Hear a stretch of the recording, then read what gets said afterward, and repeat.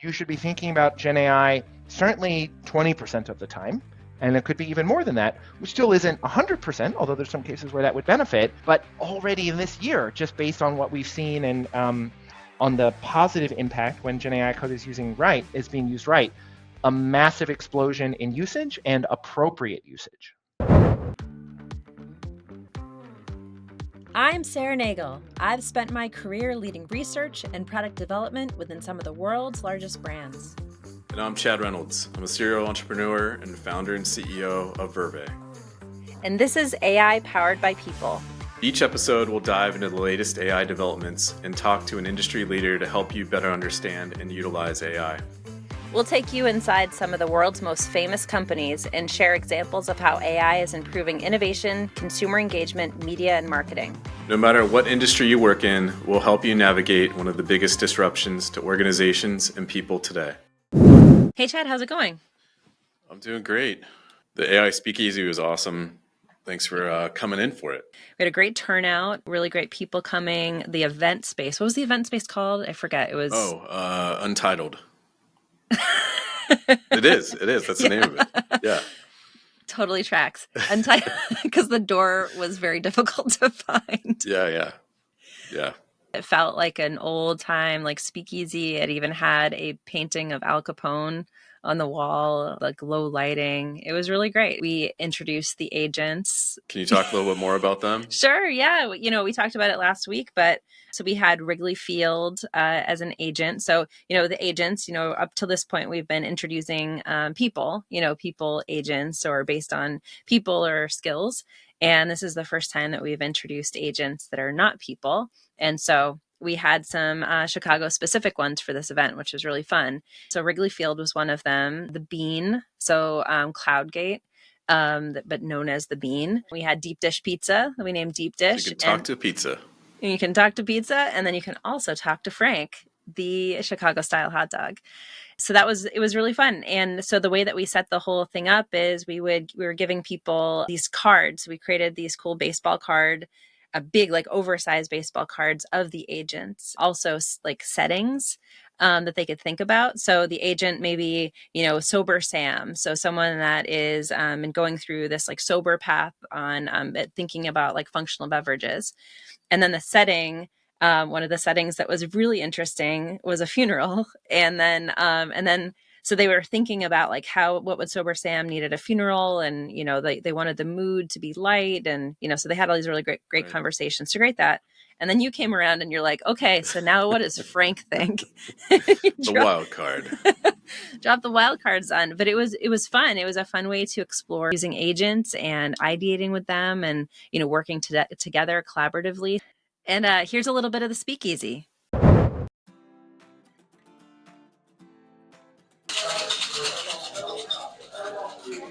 Our objective with doing these was really just to make AI much more approachable and fun.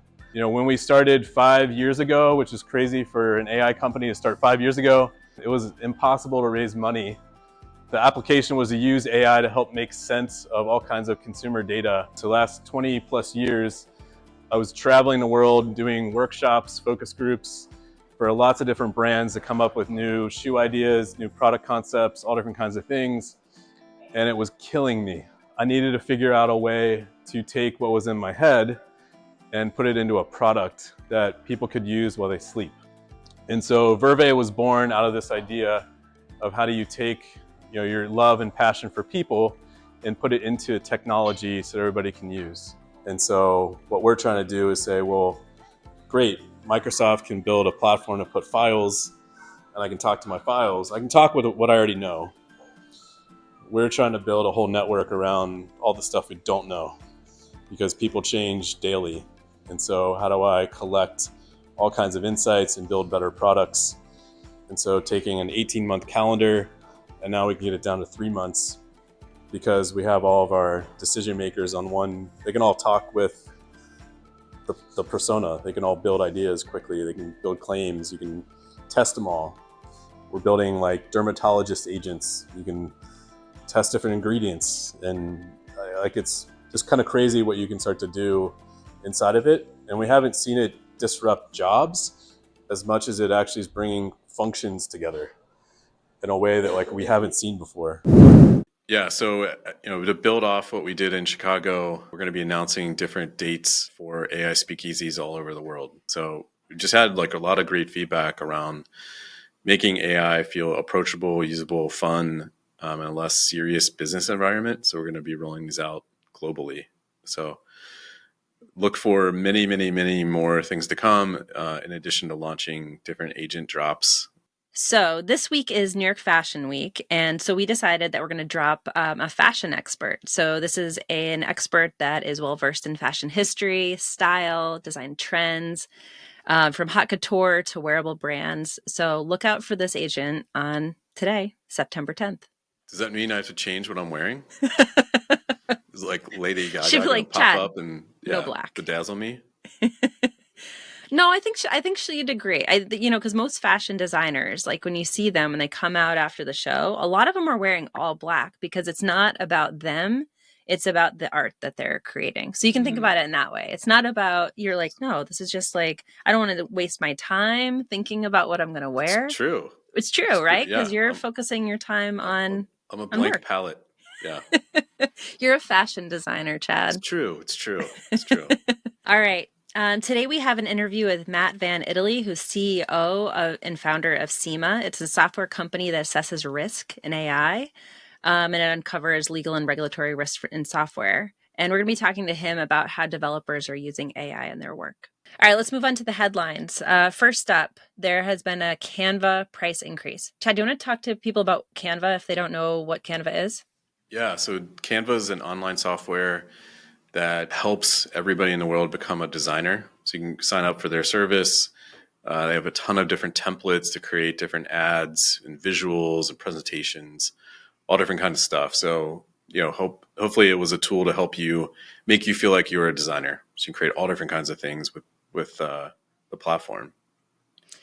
And the pricing recently skyrocketed by over 300% for existing customers. So people are kind of freaking out about it because there's a lot of people that use it for their social media and their design. So that type of price increase is pretty shocking. Yeah. So, I think. So to give you some context, so people who were paying $120, it went to $500 overnight. So it's a pretty big jump. That's a lot. Yeah. And the way that they're justifying it is they're saying it's about AI. So new AI features, expanding capabilities are the reason for this increase. Yeah. So, with tools like this, when you introduce an AI feature, it's not free. So AI costs, it costs a lot of money for compute. If you're generating visuals, all different kinds of things, these are fairly costly features to not necessarily build, but to scale out. And so I think passing on those cost increases to the end user is definitely appropriate. I think it just comes down to how are you announcing it to people, and are you giving them a choice? Like, I can use Canva minus AI, or do I get the AI version and I make a choice to upgrade, to provide more benefits to me, in the end. Yeah, it's a big jump too. 300%. It's going into Netflix and all of a sudden it went up 300%. You're like, do I need? Yeah. Do I need this? Yeah. So I don't know. But the big thing is like somebody has to pay for AI, and so I think a lot of us are getting accustomed to access to every AI tool is $20 a month, and that just isn't like, that doesn't reflect if you're actually using it all the time. That's very cheap, and so at some point, you have to price appropriately for the value you're getting. But I think providing some way to opt out would be interesting, and just to see how many people would elevate into more of a premium kind of subscription. Yeah. Do you think what kind of place do you think advertising has in this? Because a lot of times with when there is a need for a price increase, some of that is offset by advertising. What do you think is going to happen there if advertising is introduced like in a way that's kind of like pretty overt, and what do you think that will do to the usage or kind of impact how people use AI? So like integrate ads into AI. Yeah, and like because you can see that all over the internet, like that, all different sites where there's like ads are in that kind of offsets the price for the customer in a lot of ways. You can see that on like the audio ads on like Spotify or kind of other streaming Right. services. So Yeah. curious, like do you think that's coming? For sure. Yeah. I know companies are experimenting with that right now. Of just, do I need to incur the price upgrade? Do I pay for it as the end user, or do I need to, like withstand ads?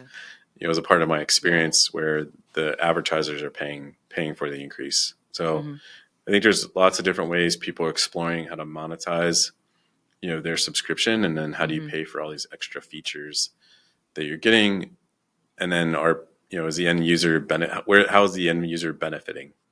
It's going to be evolving. It's all based off of like what the experiences you want for your end user, and what kind of value are you creating with it.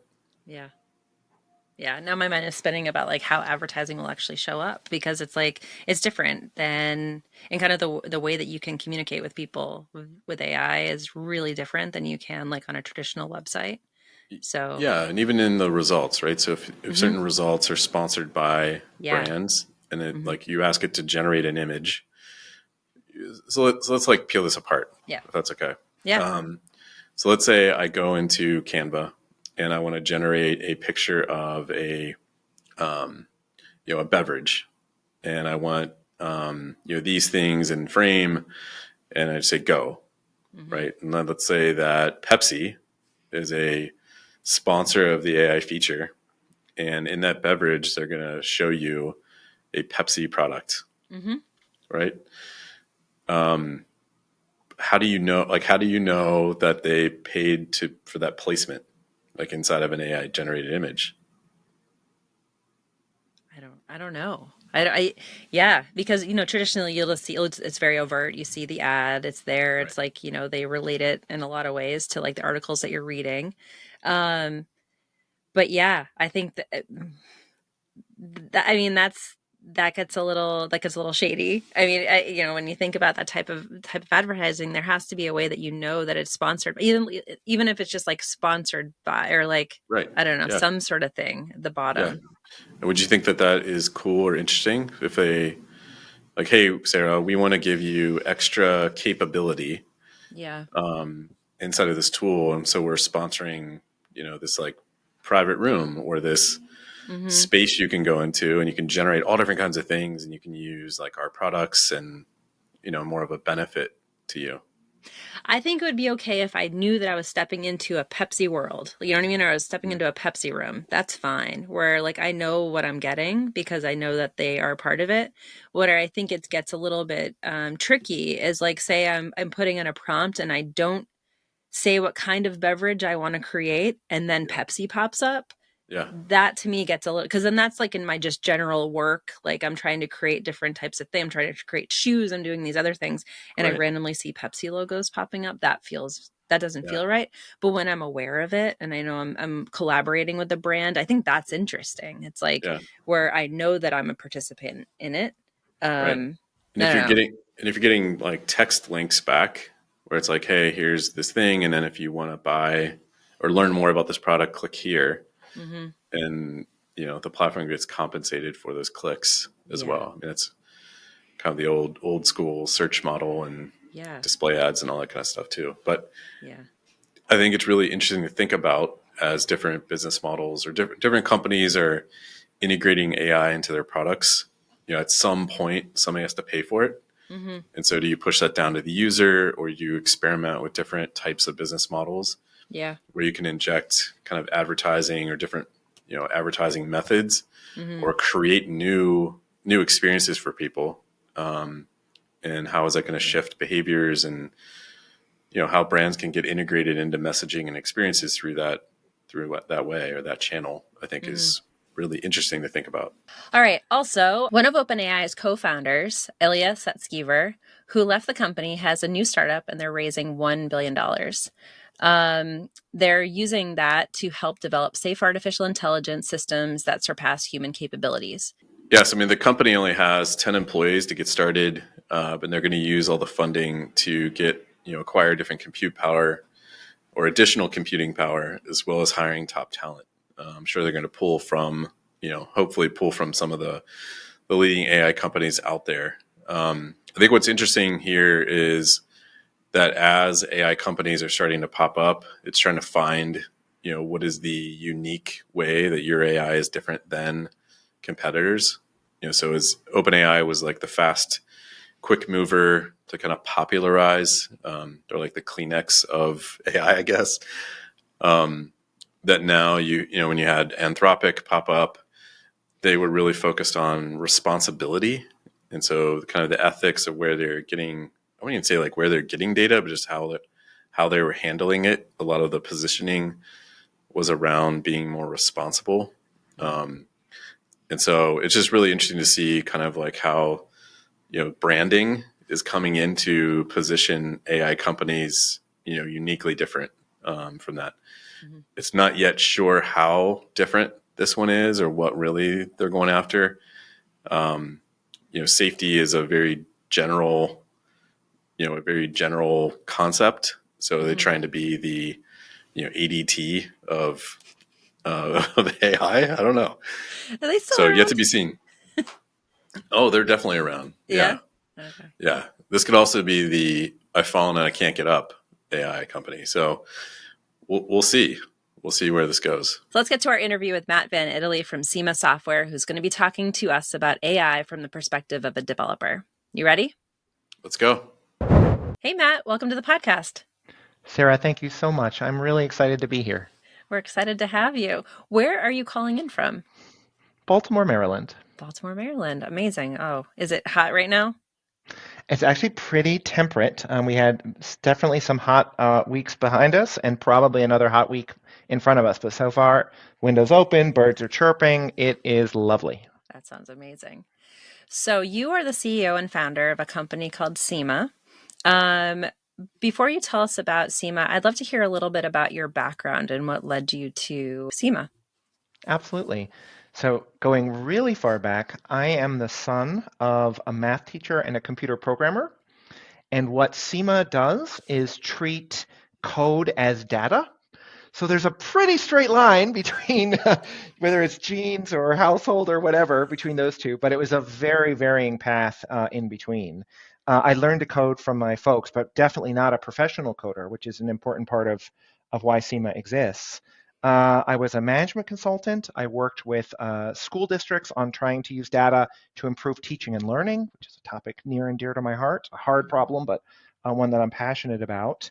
I then found my way to enterprise software, starting with EdTech, and I just fell in love with making software companies better and then just trying to understand what is going on with the engineering department.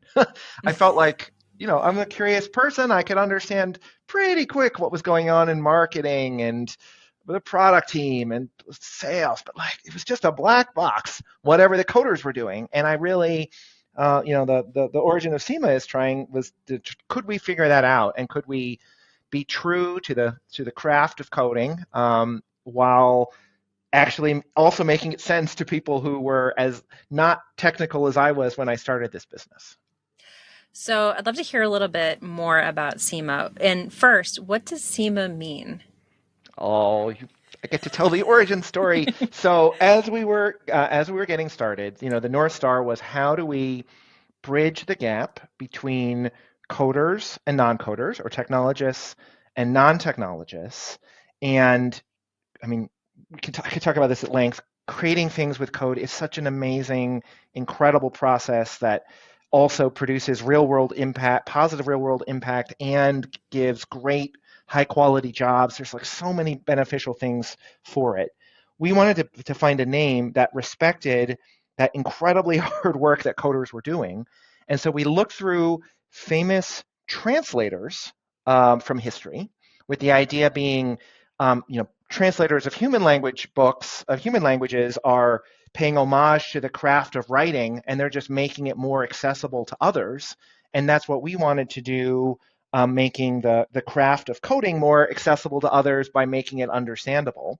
And so SEMA is short for, and I do not speak Sanskrit, so I'm not going to get it right, but I believe it's called Yoga Krema or Lokaksema, Lokaksema, and he was a Buddhist monk who brought Buddhism from India to China.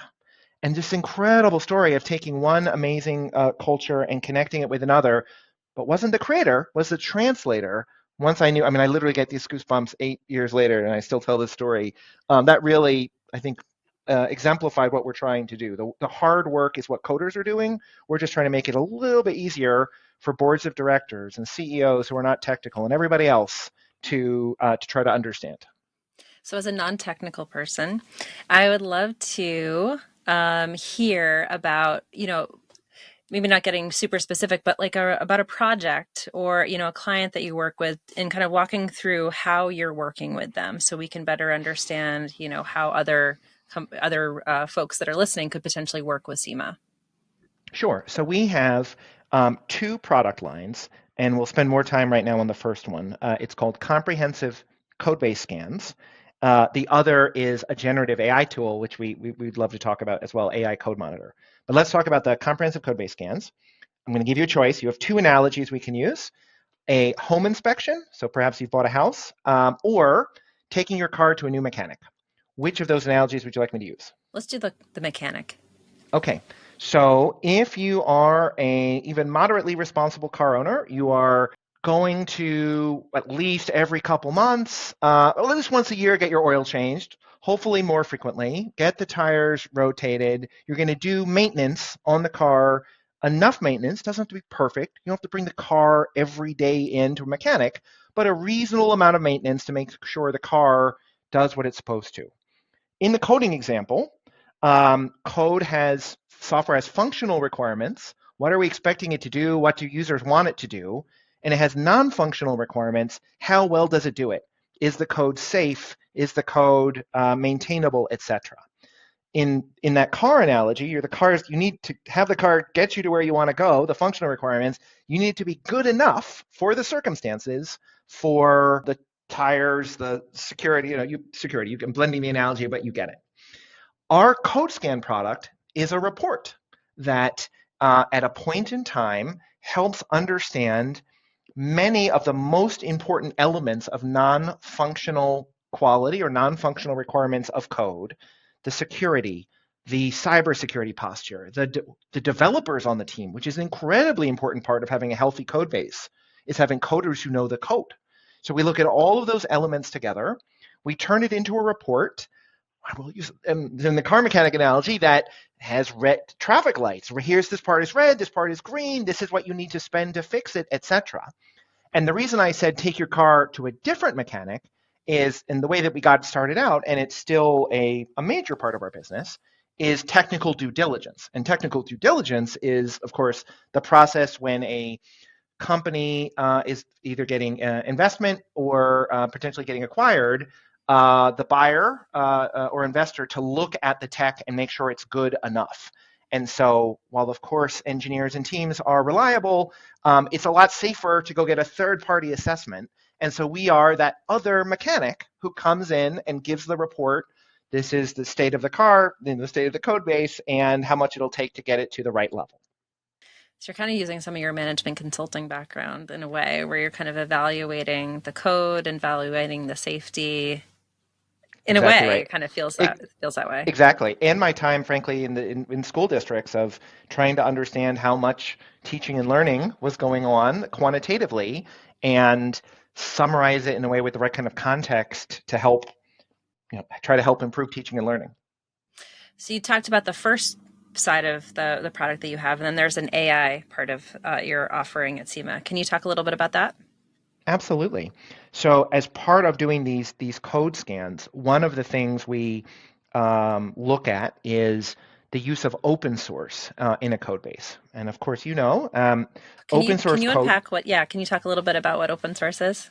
Absolutely. So open source is code that is written by typically, sometimes one person, but almost always a community of developers who, on the surface, asterisk, I'm going to come back to it, on the surface, it's free to use.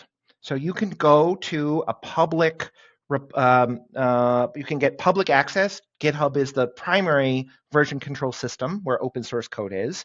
And without any permissions, without signing any documents, you can use that open source code in your products. Open source code is incredibly prevalent. I think 97% or more of code has open source code in it, and most code has good open source of a lot of open source code because many coding problems have been solved. It is like taking a book out of the library rather than writing the book yourself. If that answer has already been solved, what's a basic framework for building the front end of a website? There's no reason to reinvent that. And so open source is incredibly good for organizations because it helps them build faster.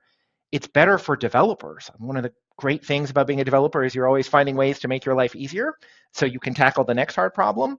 And so if this problem has been solved, well, I'm going to use it and then go off and solve the things that we can uniquely do.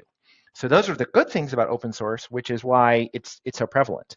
However, open source code comes with some risks. You have to maintain it to make sure it's staying up to date.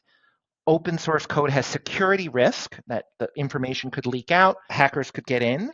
That doesn't mean that open source code is more or less unsafe than code that humans write, the team writes, but it does mean you got to treat it seriously. You have to take security seriously regardless of where the code comes from.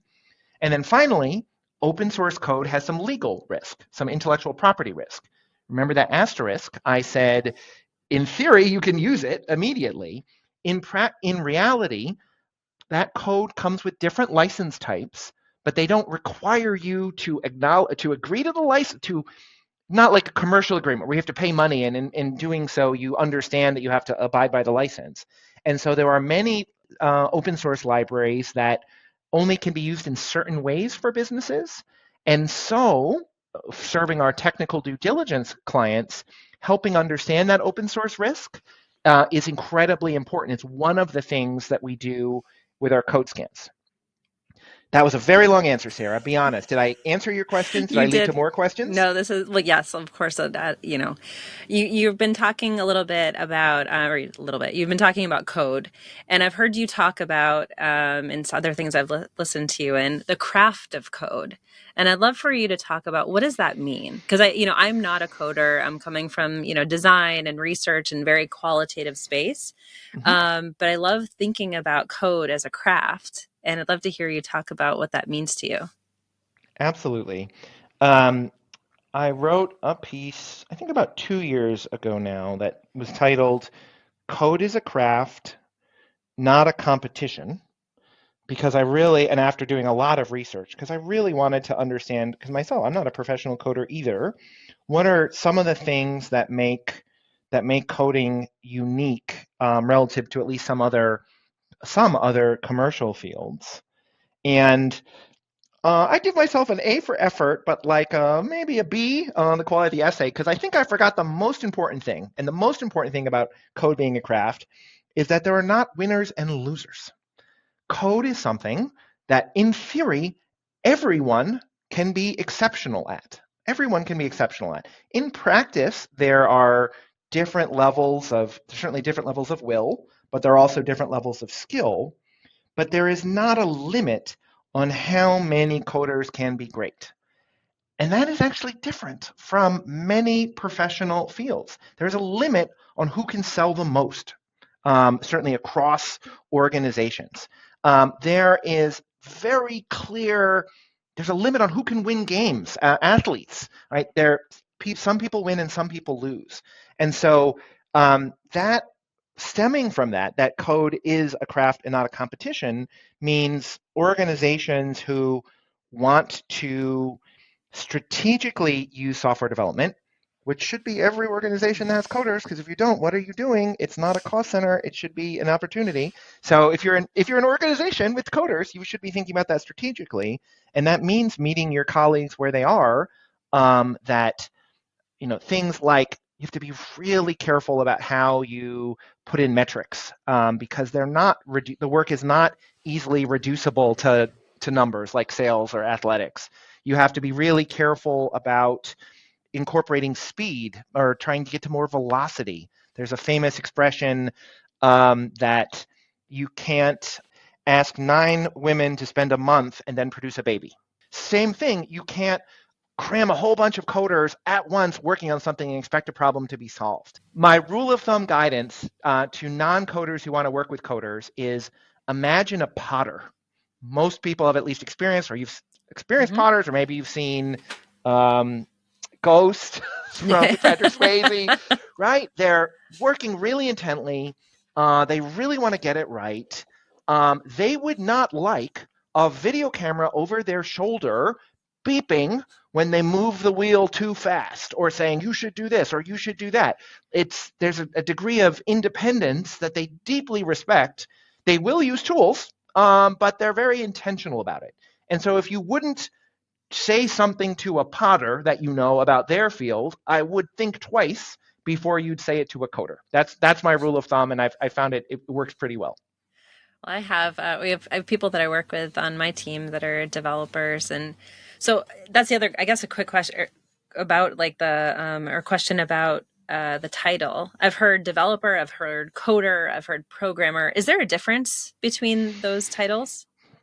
There are smarter and wiser people than me who use it more distinctly, and I'd say software engineers implies a level of problem-solving skill that frequently junior developers or new to the field developers may not have. As with everything, it's always right to be respectful of how people want to be called. Truth be told, I usually use interchangeably developers, coders. I probably think a little bit about software engineers being a slightly different, more senior and more planful title, but I definitely use devs, coders, developers interchangeably. Okay, all right. Thank you for that. Good. So we went down the segue. We started with, you're such a great interviewer. We started with a use case for code scans. We were then starting to talk about a use case or what the other product is with about generative AI. Before I told you that, because I was sneaky, I told you a little bit more about open source, which is part of our first product. One, I love talking about it, but there's another reason. About a year ago, some of our major clients, who I will do the justice of not naming them, but I'm very appreciative, said, you SEMA, scan for open source usage and benefits and risks. Will you now please start scanning for the use of Gen AI code?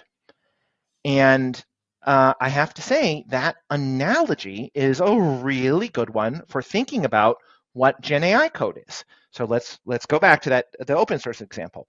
It is code that your team did not write. In the open source case, they got it from a community source. In Gen AI, the LLM wrote the code. The developer put in the prompt, but the code was not actually literally written by a human at your organization. So it came from somewhere else. It comes with, number two, it comes with great benefits to coders and to the organization. Just like open source lets you avoid reinventing the wheel and therefore is more satisfying to developers and lets them go faster, Gen AI code already can have major for in development context impact on productivity, can avoid some more of the boring work, and can really help experiment quickly. Have you seen Inception, the Christopher Nolan movie Inception? Yes. And so those world designers who think something and then the world expands around them and like it unfolds, that is my experience, frankly, as a non-coder using Gen AI, but also watching coders. I have this idea, what could it look like? And in seconds, it gives you an idea, which may not be right, which has to be checked. But all to say, it definitely helps with productivity and is satisfying while you do it, just like open source. But finally, just like open source, point 3, it comes with risks. Code that was completely written by an LLM and not powered by people, that is definitely part of it. It's not powered by people, not modified, reviewed by people, is likely not to be correct, is likely to have security risk, is likely to have intellectual property risk. And so what they, in the end, asked us to do is help measure how much Gen AI code is in a code base and are teams using it the right way, which most importantly means they're still keeping a human in the loop. That is really interesting to hear because in my mind, and maybe this is a very naive place to come from, but when I think of code, I think of the developer coder kind of creating something, but it's not. They would be like not. There's not a lot of humans as part of this, like what they're creating. But it's interesting to hear that even with generative AI, that you need a human in the loop, and you need kind of that human touch to make sure that it's like solving the problem in the right way. So You that's said it exactly right, exactly right. And it's in some ways, Gen AI is new, but in another way, and I think the way I most come down, I more come down, it is part of the continuity of tools making developers more and more and more productive. Without, the original code, someone had to move ones and zeros around, and then they could use software languages that abstracted it, and then they could reuse code and then Stack Overflow. And now Gen AI, it's it's on a continuum. Now this is a really big improvement, but it's in a continuum of being a step or two more abstracted and think more about thinking about what do we want to code than literally the ones and zeros underlying it. mm-hmm. I have to put in a quasi advertisement right now for code reviews. I too, before I got to know this field pretty well, used to think of it as it's not really that social or interactive, but even having nothing to do with Gen AI, proper software development involves this process called code reviews, where humans, typically at least one, sometimes two or more developers, look at all the code written by another person and make sure it's correct, it meets standards, it's moving in the right direction. Code reviews are such a magical part of the software development community. It is like, just imagine if you got 20 specific pieces of feedback on your work every week. Oh my God, how great would that be for improving your own craft, your own skills? And that is really the experience. Not every organization does that much, but there's a lot of meaningful organizational commitment through developers coaching each other, through giving each other feedback, I should say, through code reviews. And so I'd say it really always has been human. Gen AI is just one more thing that you can't trust. Mm-hmm. Not that it's not powerful, but it has to go through these human processes. Code has to be powered by people. Humans must stay in the loop, and arguably with Gen AI, because these worlds can be built so fast, Mm-hmm. they matter even more, because one person coming up with something, it could become more dangerous or more risky, which is why the humans matter so much.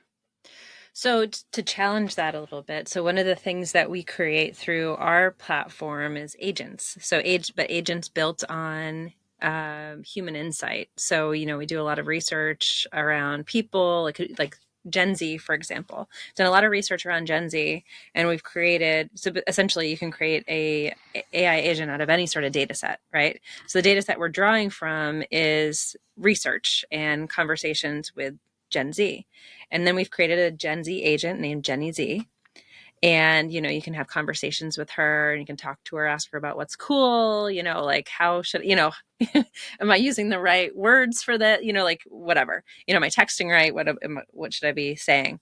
That said, in a very different context, could you imagine using generative AI agents as that based on real people or real coders as a potential human in the loop to help speed up the process? I think that's a really good point. I absolutely think that software agents to improve software are coming. I think that some of them are already here. And having multiple looks at the code through a combination of non-human and human sources will absolutely lead to higher quality. I am still a believer that there will be a human for the final review for anything with high stakes impact. Maybe that's a big, qualification. But when user experience is at stake, certainly health or safety, financial implications, regulatory implications, legal implications, making sure the code is correct and safe, a human will still be there. If you look, so this historical view, we did a little bit of research on the number of coders to build the Apollo mission control system, which I think was the early 60s, and then the number of coders to build the SpaceX mission control.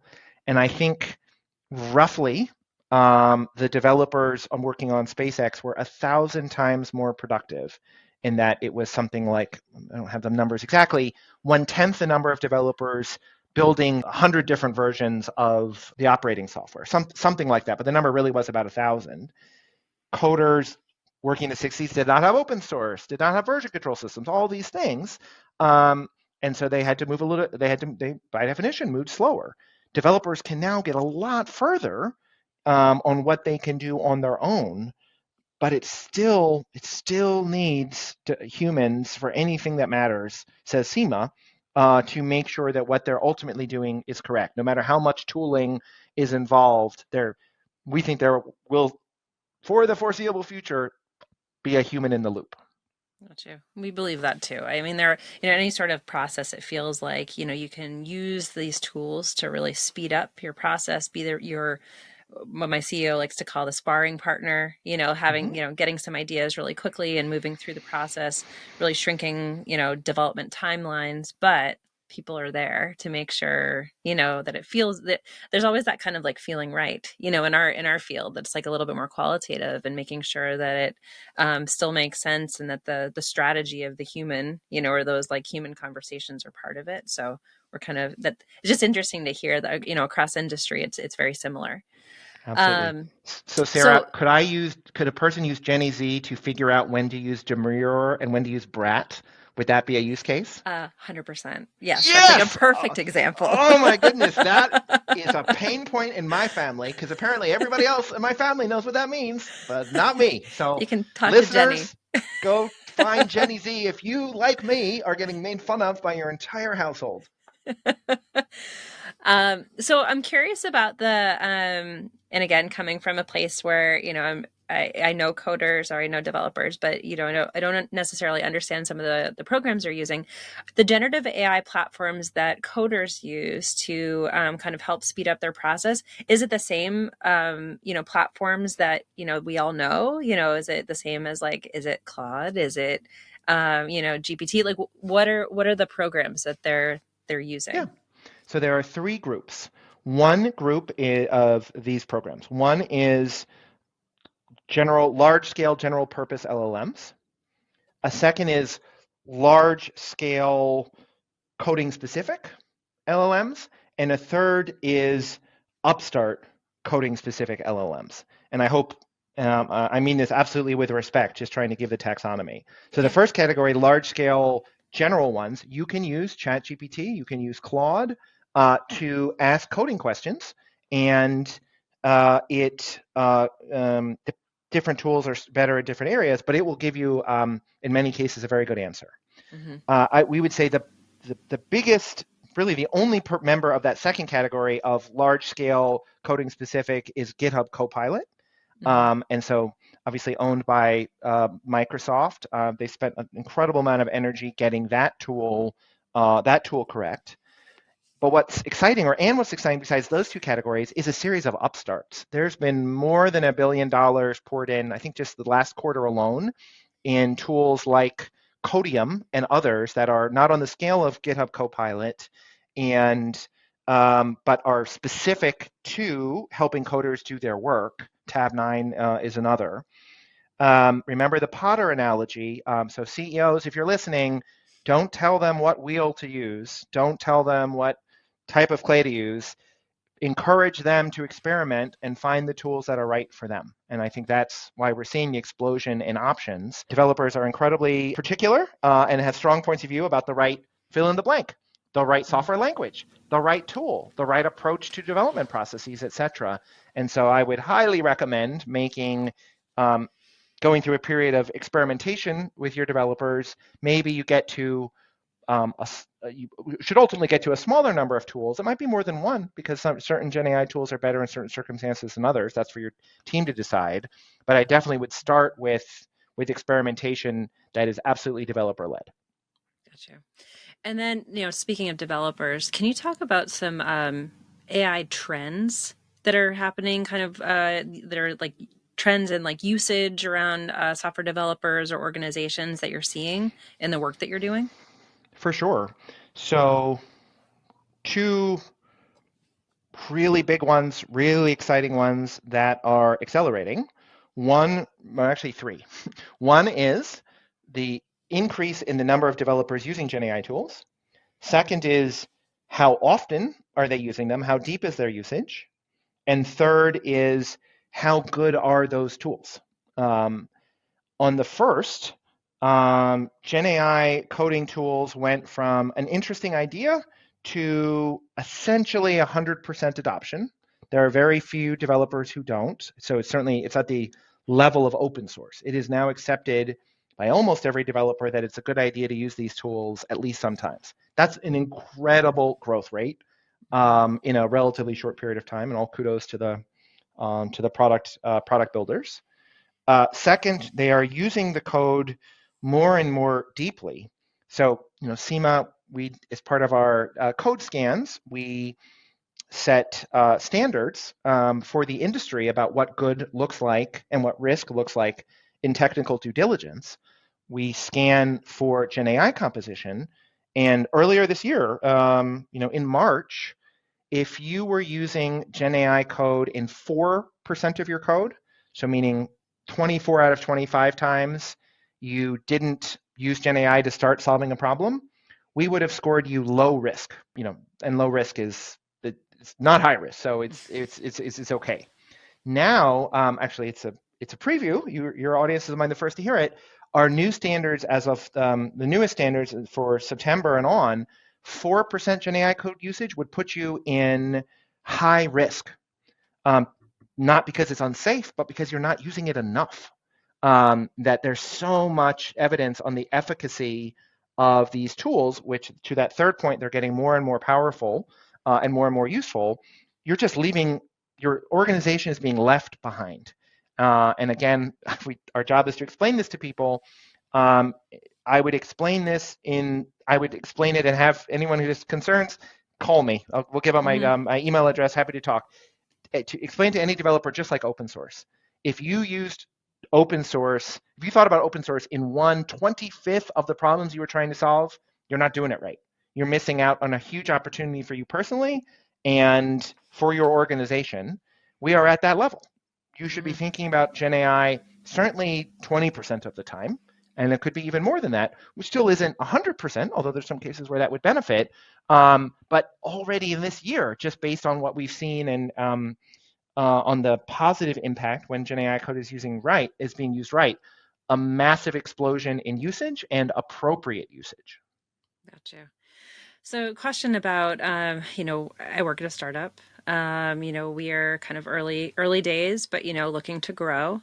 Curious about you had mentioned like technical due diligence. How would you work with like a small startup like us? We're under 20 employees, early stage. Curious about what are the types of things you'd be looking at for a company our size? Sure. I definitely accept the premise of your question, and I'm going to flesh it out a little bit. What good looks like, or good enough looks like at a tech organization, absolutely depends on the size and stage of the business. What you'd look at for what you'd expect to see at an early stage business is so different from, let's say, a public company that has a software team. And so one of the, you nailed it. The most important thing about understanding code and what SEMA does, with diligence is understanding the stage and then adjusting all of the metrics accordingly. If you're a math nerd out there, let me just give a small example. We look for security warnings in the code. Math nerd like me, if that wasn't obvious, that was a compliment. We look for security warnings in the code. And let's say a given code base has 1,000 high-risk security warnings. Our work, we've segmented the code bases into 8 different segments based on size and stage of the business. If you're an enterprise, actually, if you're in Giant, our largest segment, meaning the organizations themselves are large, having 1,000 high-risk security warnings would be one of the best we've ever seen. So said differently, if you didn't know this, all companies carry security risk all the time. All the time. It's not about having none, it's about having a manageable amount. So having only 1,000 at giant would be green on a traffic light system. A 1-year-old company with 1,000 high-risk security warnings would be bright flashing red.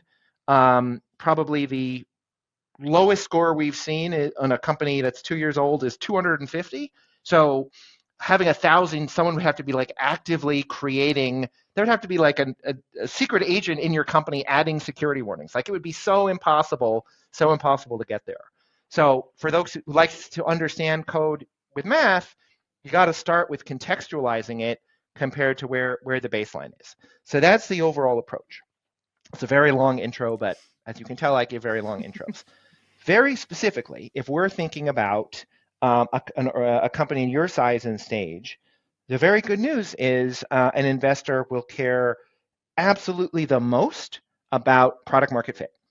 Product market fit, so the functional requirements, is the code doing what it's supposed to do? Maybe, and hopefully, they'll ask about the retention of the engineering team.